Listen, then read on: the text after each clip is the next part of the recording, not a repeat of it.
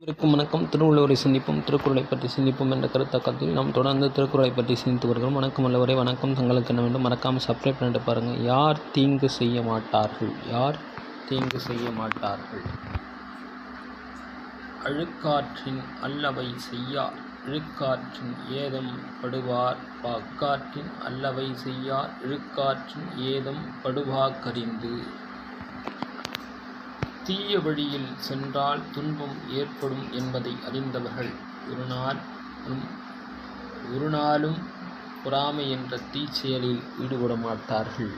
பொறாமை துன்பத்தை கொடுக்கும் என்பதை அறிந்த அறிவுடையோர் ஒரு நாளும் பொறாமையை செய்ய மாட்டார்கள். பொறாமை என்ற தீய செயலில் ஈடுபட மாட்டார்கள். உள்ளத்தை தூய்மையாக வைத்துக் கொள்வார்கள் என்று குறிப்பிடுகிறார்.